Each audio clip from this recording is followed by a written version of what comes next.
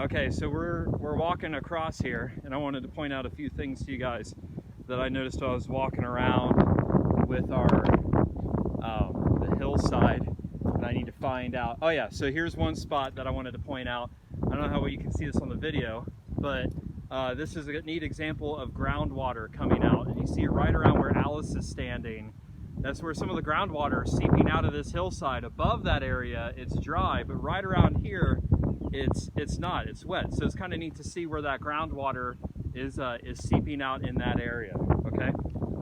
So coming along this way, right here, I had to go find my spot. Here's another example of groundwater coming out. You can see the ground change, the color change, dry and then wet. So the groundwater is coming out of the hillside, and then coming up this way, I found a neat spot with some fossils up around here. So we're up towards the top of the hill, coming up this way. So definitely recommend you guys coming out here if you get a chance to. It's absolutely amazing. You could spend a lot of time out here and never find everything, right?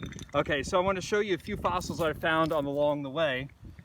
So here, great examples of brachiopods. So this is where that animal died. Its shell fell into the mud. And when I'm talking about mud, think about like the mud at the bottom of a seafloor. No different really from this mud here.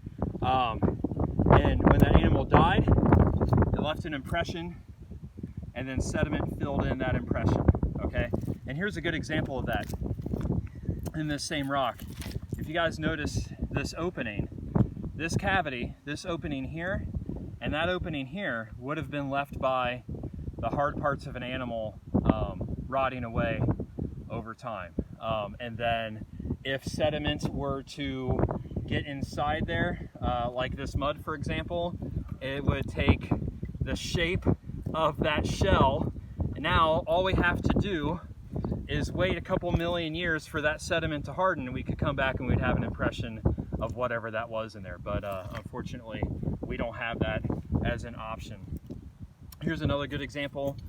This is basically just kind of like a type of mudstone here. So this is just the hardened mud of the seafloor right here, right? So just like how this started out, and then with that. Now for these, I'm going to show you this part here.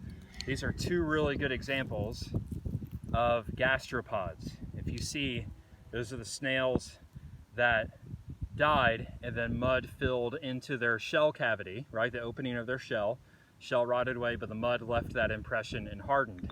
Now this is a neat thing here about fossil hunting. If you are walking around, and a lot of times people will get frustrated because they're like, well, I'm not finding anything.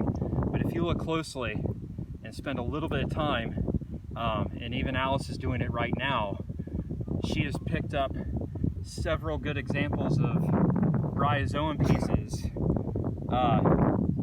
as well as myself right here. I've picked up a few here, right? So this whole area, this small area, is covered in little fragments of fossils. Like this right here, that's a brachiopod. We have bryozoan stems right there.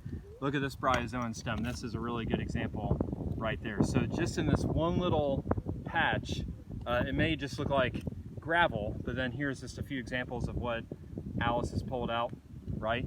And then even down to this really small, I'm going to see if my camera will focus in on it, that really small bivalve fossil. You can see my fingertip there for the size of it.